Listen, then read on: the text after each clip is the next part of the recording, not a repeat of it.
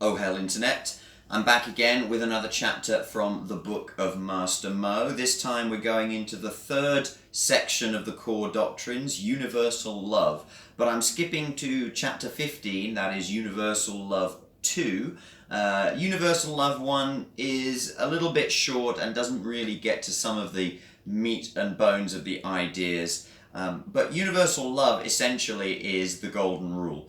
It's presented in a slightly more complex way, but it is basically the golden rule. And it's quite likely, or possible at least, that universal love came from Confucius, who is attributed historically as being the first person to articulate the golden rule. Possibly it went the other way, I don't know.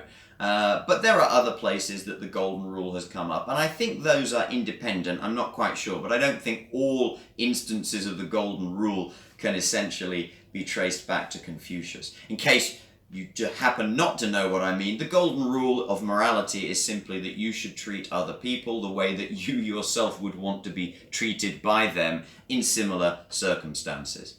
It's presented here in a little bit more detail.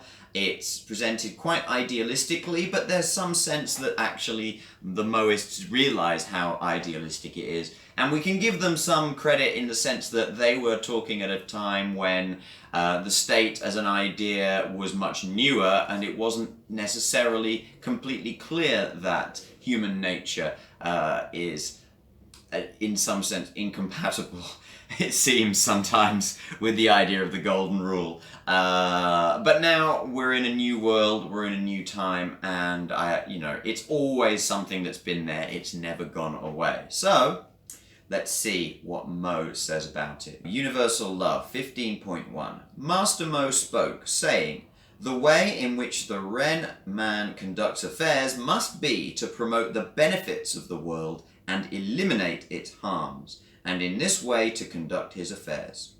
If this is so, then what are the world's benefits? What are the world's harms?" Master Mo said, "Now states attacking one another, households usurping one another, people injuring one another, rulers and ministers not being respectively kind and loyal, fathers and sons not being respectively loving and filial, and older and younger brothers not being in accord and harmonious. These are the world's harms." So Mo is very much saying that the world's harms are the lack of unity between people, or the inability of people to act harmoniously with each other. 15.2. This being so, how can we examine what these harms arise from? Do they not arise through mutual love? Master Mo spoke, saying, "They arise through lack of mutual love. Nowadays, feudal lords know only how to love their own states, but not to love the states of others. They have no qualms about mobilizing their own state to attack another state. Nowadays, heads of households only know to love their own household, but not to love the households of others. They have no qualms about promoting their own household and usurping another's household. Nowadays, individual people only know to love their own persons, not to love the persons of others. They have no qualms about promoting their own persons and injuring the persons of others. For this reason, if the feudal lords don't love each other, there are inevitably savage battles. If heads of households don't love each other, there is inevitably mutual usurpation. And if individuals don't love each other, there is inevitably mutual injury. If rulers and ministers don't love each other, there is no kindness or loyalty. If fathers or sons don't love each other, there is no compassion or filial conduct. And if older and younger brothers don't love each other, there is no accord or harmony. When the people of the world don't all love one another, then the strong inevitably dominate the weak, and the many inevitably plunder the few. The rich inevitably ridicule the poor, the noble inevitably scorn the lowly, and the cunning inevitably deceive the foolish. Within the world, in all cases, the reason why calamity, usurpation, resentment, and hatred arise is because mutual love does not exist, which is why those who are Ren condemn this state of affairs.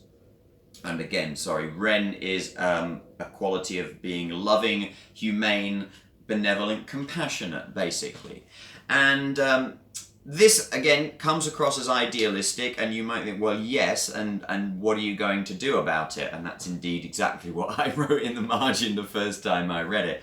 But what Mo is actually doing, I think, is a little more subtle, in that he's trying to say that, no, all of these things that are harms of the world, all of these things that we tend to associate with human nature, I mean, nowadays could be referring to nowadays, could it not? I mean, it all sounds hauntingly familiar, and it does sort of make you feel somewhat melancholy that perhaps this state of affairs is just never ending. However, what Mo is saying is that all of these things happen as a result of the lack of mutual love.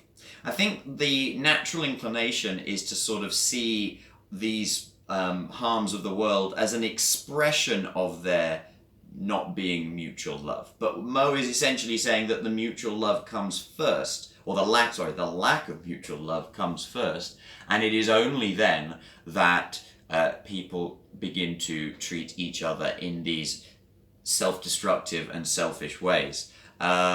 I don't necessarily think that this gets him out of any particularly big hole. Essentially human nature still seems to be on the same destructive path. But he is saying that no, if we could at least define and sort of publicize this idea of universal love, it could take root as its own thing and would lead in turn to the reduction of the harms of the world, rather than us having to reduce the harms of the world first in promoting universal love. That's what I think he might be trying to get at. Anyway, 15.3. Since they already condemn it, those who are Ren, how can it be changed? Master Mo spoke, saying, it can be changed by the methods of universal mutual love and exchange of mutual benefit.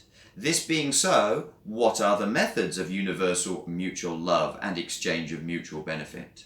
Master Mo said, people would view other states as they view their own states. They would view others' households as they view their own households. They would view other people as they view themselves. Love thy neighbor as thyself, for he is yourself. Sound familiar? As a result, the feudal lords would love one another, and there would be no savage battles. Heads of households would love one another and would not usurp one another. Individual people would love one another and would not injure one another. Rulers and ministers would love one another, and there would be kindness and loyalty. Fathers and sons would love one another, and there would be compassion and filial conduct. Older and younger brothers would love one another, and there would be accord and harmony. If the people of the world all loved one another, the strong would not dominate the weak, the many would not plunder the few, the rich would not ridicule the poor, the noble would not scorn the lowly, and the cunning would not deceive the foolish.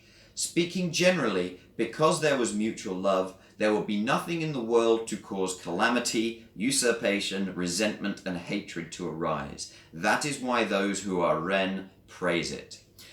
So the end there being a kind of reflection of the forms of the earlier section, where those who Ren condemn the harms of the world, and those who are Ren praise the lack of harms in the world. And again, at the end, Mo says, if there was universal love, there would be no reason, nothing in the world to cause calamity, usurpation, resentment, hatred to arise.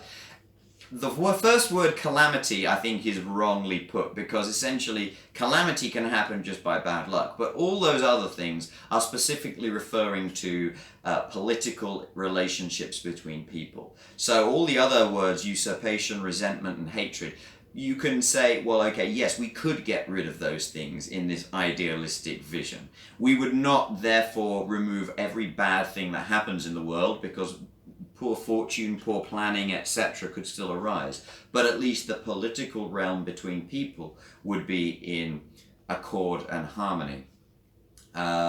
So yes, again, this is, as I said in the middle, it's very sort of golden rule, love thy neighbour as thyself. And what Mo is sort of suggesting is this is a mindset shift that can happen.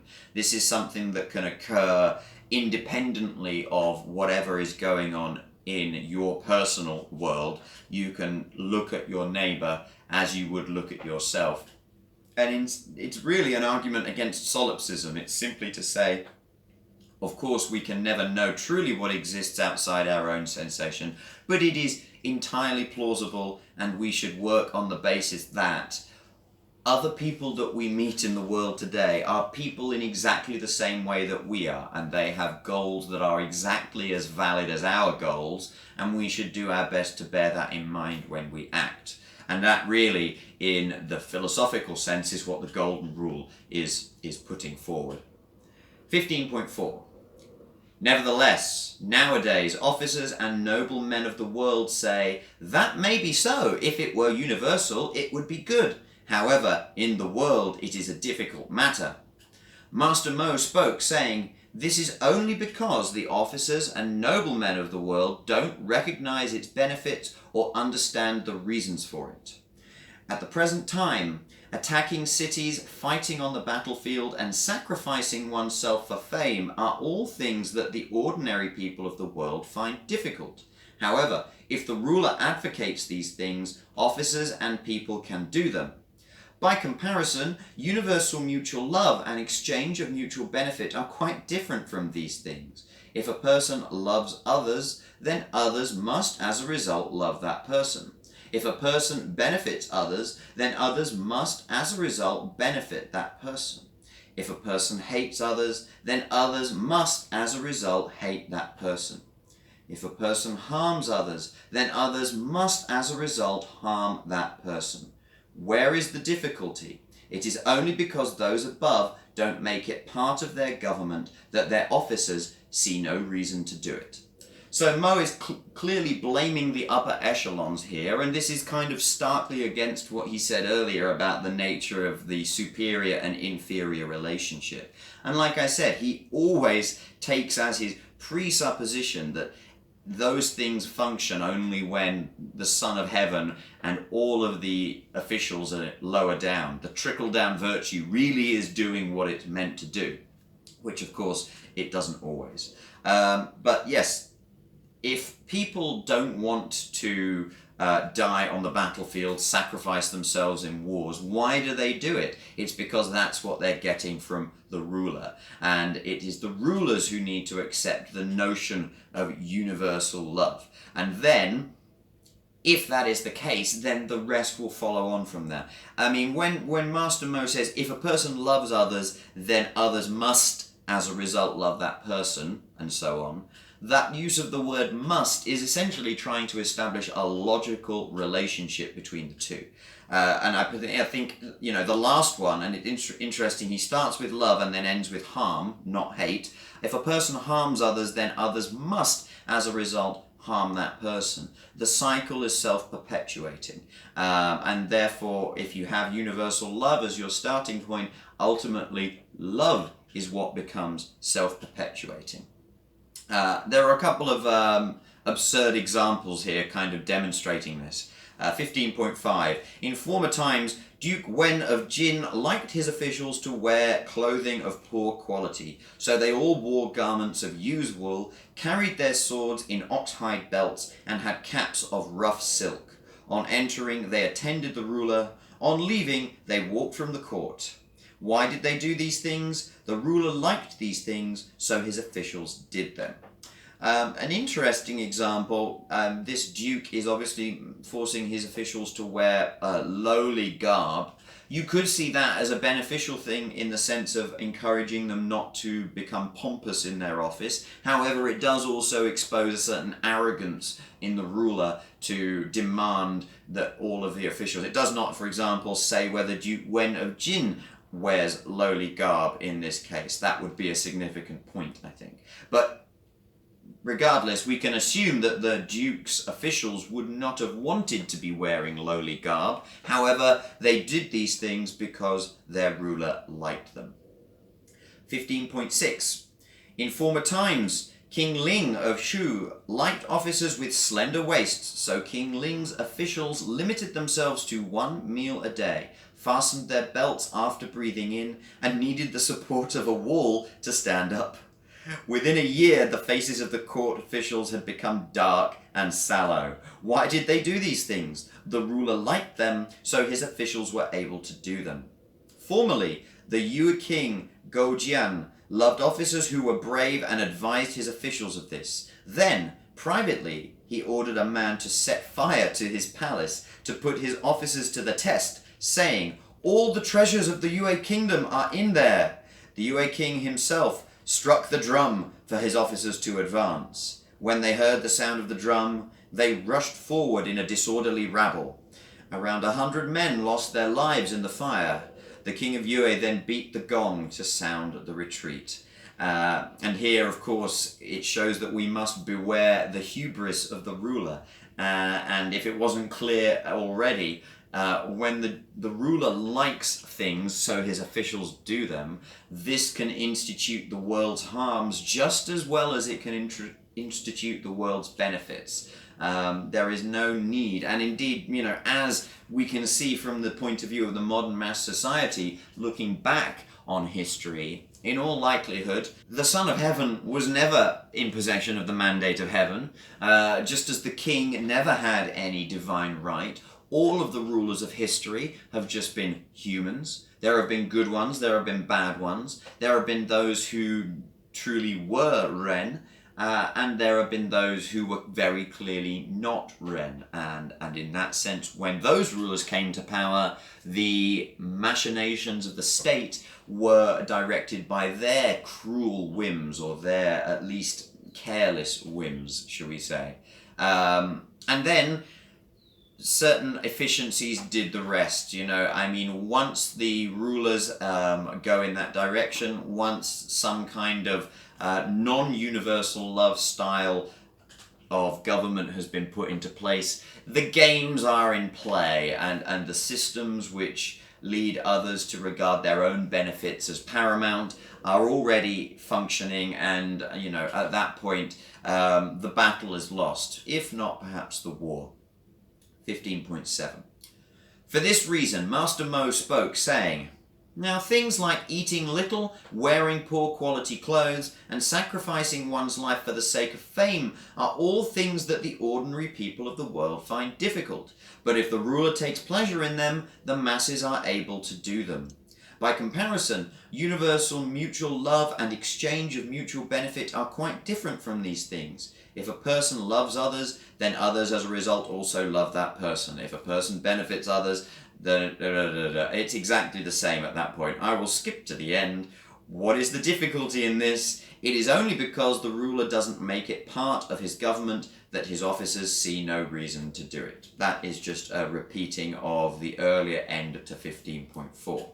Moving on, 15.8. "Nevertheless, nowadays officers and noble men of the world say, 'That may be so. If it were universal, it would be good.' However, this is something that cannot be done. It is comparable to lifting up Mount Tai and jumping over the Yellow River and the Chi waters with it." Master Mo said, "That is not a valid comparison. Lifting up Mount Tai and jumping over the Yellow River with it could be said to be a feat of extraordinary strength. From ancient times to the present, no one has been able to do this. By comparison, universal mutual love and exchange of mutual benefit are quite different from this. The sage kings of the ancient times practiced these things. How do I know this was so? In ancient times, when Yu brought order to the world in the west, he controlled the West River and the Yudo by diverting the waters of the Ju and the Sunxing. In the north, he controlled the Fang, Chuan, and Gu waters by making them drain into the Jiaoyuqi and into the Hutuo River, dividing them with the Diju Mountain. Apologies for any pronunciation here. He tunneled through the Longmen in order to bring benefit to the Yan, Dai, Hu, and He. and the people of the western river. In the east, he controlled the waters of the Great Plain by blocking off the marsh and Mengzu and dividing them into 9 channels in order to restrict the waters of the eastern lands, and so benefit the people of Jizhou. In the south, he made the Jiang, Han, Huai, and Ru rivers flow eastward and drain into the region of the 5 lakes to benefit the people of Jing, Chu, Gan, and Yue, and the Nanyi. This tells us of the affairs of Yu and shows that now we could practice universal love.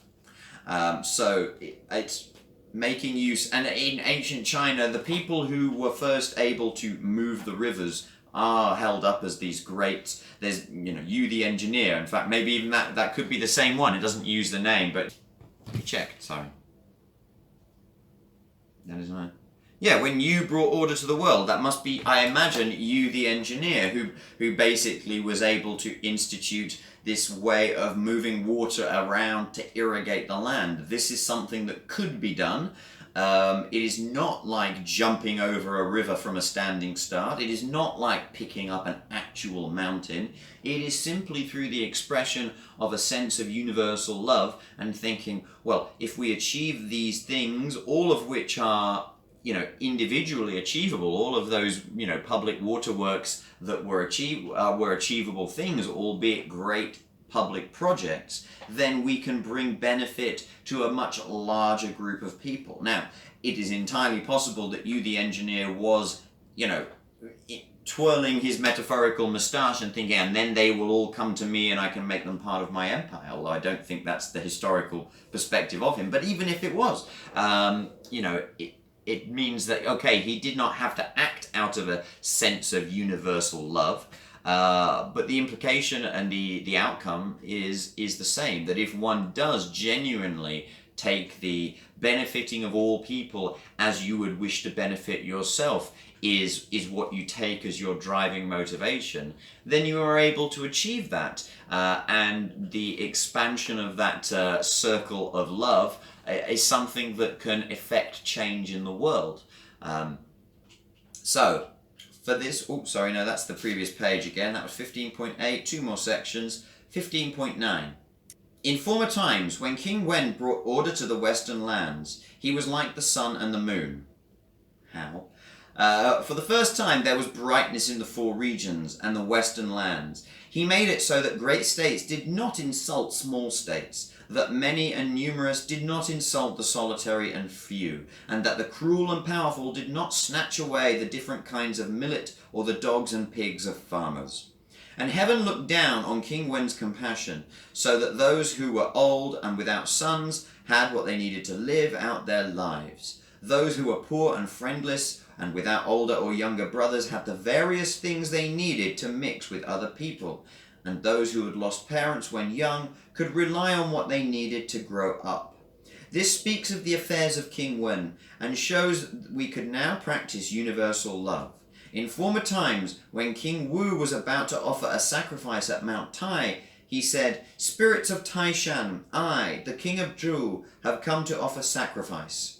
The great matter has now been accomplished, and men of Ren arise to come to the aid of all the central states and the barbarians of all regions. And although they are kinsmen of Zhou House, it is not as if they are men of Ren. In every direction there are crimes, and I am only one man. This speaks of the affairs of King Wu, and shows that now we could practice universal love." Sorry, I'm lost my parsing there for a second. Although they are kinsmen of the Zhou House, it is not as if they are men of Ren. So who are the men of Ren? Men of Ren arise to come to the aid of all the central states and the barbarians of all regions. I'm missing something there, I think. It's a little bit vague to me, but I think the idea is, again, that Ren is not necessarily something that comes purely from your own house and by virtue of people being from your own house. In every direction there are crimes, and in every direction there are people of Ren. So, again, an example. I still don't think that King Wen was really like the sun and the moon, But again, he's probably putting into place these strong social welfare programs. And I mean, some of the examples, the cruel and powerful did not snatch away the different kinds of millet or the dogs and pigs of farmers. Clearly, this is something with which Mo is familiar in the time in which he is living, and it's something that we are familiar with to this day. And Mo, again, still idealistically is saying, but this wasn't a problem in former times. The earlier sage kings were able to institute these programs and have them work in their perfectly envisioned form.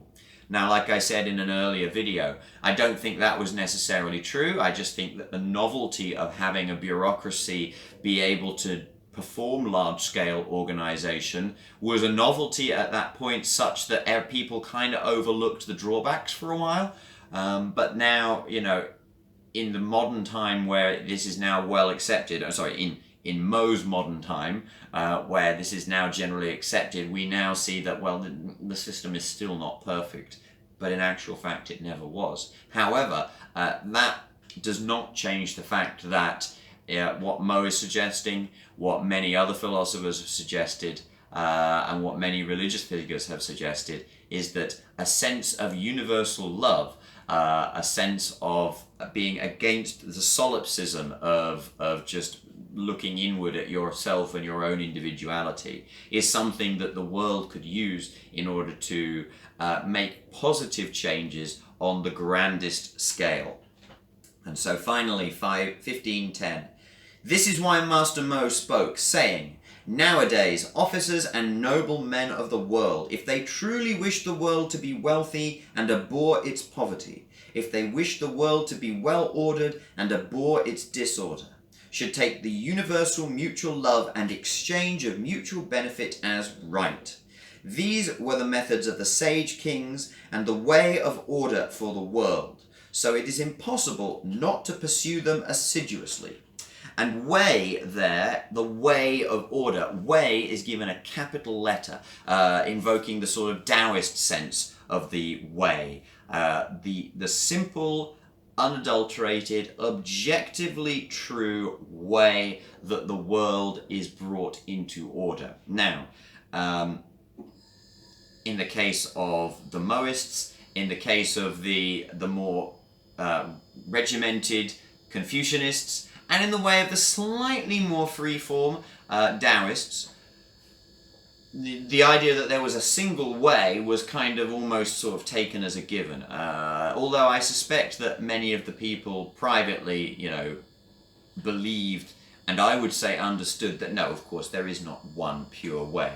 There can never be one pure way. The whole point of the world is that the complexities mean that the way in one angle will not be the way as observed from another angle. And that is essentially, I suppose, the root of why there are so many different opinions among people in the first place, excuse me. And this is also increasingly true in the world as we see it today. The modern mass society is thrusting into our faces the idea that actually everybody else is very different from us. The way that they live their lives is quite different from us, but that doesn't necessarily make them bad people, and it does suggest that as far as possible, everyone should be able to live the life that they would choose to live for themselves. And universal love, as Master Mo puts it, and loving thy neighbor as thyself, as Jesus would have put it, and fostering a strong welfare state that takes care of all of the people in the state, as I would put it, and as many others on the left would put it, is essentially the counterintuitive but nonetheless correct step to take in fostering a state of mind which will allow people to see other people as people more generally. You know, obviously everyone sees other people, well, the vast majority of people see other people as people in specific cases, most notably in the case of their family and their friends. And this leads to, you know, a certain amount of, let's say, justifiable nepotism. You know, you will just, you know that much more about your family and friends. You have had the chance to sort of take on information and get a sense of them as people. So when the time comes to make a decision on who you're going to hire, who you want to help you with a certain task, it is not unreasonable that those people should present themselves to your consciousness, more readily and with more compelling force than other people would. And in that sense, I don't think we should be entirely resentful of a certain amount of nepotism creeping in to certain structures. Obviously, though, there is a point at which that becomes clearly unacceptable and clearly counterproductive. And I would say that, in the case of government, that is obviously one of those cases, because government is such a great task. It is such a far-reaching task. And it is so unlikely that simply the people who are around you, no matter how good you personally think they are genuinely the best people for the job. Clearly that at that point these instincts that we have to favor those close to us are counterproductive, even though they might be intuitively right to us. And this again is universal love in a kind of abstract way. It is making the clear-headed decision to say, wait a minute, I need to consider a larger population of individuals in making the decision I'm about to make, because it is extremely unlikely, basically impossible, that simply the opinions that I encounter in my everyday life represent the totality of opinions that are possible, and therefore represent the best course of action that I see fit to make. It's just not plausible once the system reaches a certain size. So that is my take on what Master Mo means when he says universal love. I don't think that it's a trite concept at all, although I think it is still presented in an idealistic way. But I think Mo does actually sort of articulate a way in which, even though people say, as it says in the examples, well, that's all fine and good, but it's not possible today, Mo comes back with something plausible there, and you might or might not agree with him ultimately, but I don't think you can say that, oh, this idea of universal love, what a freaking hippie, So anyway, let me know what you think about that down in the comments below. Please let me know if you think I'm wrong about anything, especially if you yourself have personally studied the Book of Master Mo. I would love to hear your thoughts. Thank you very much for watching, and bye for now.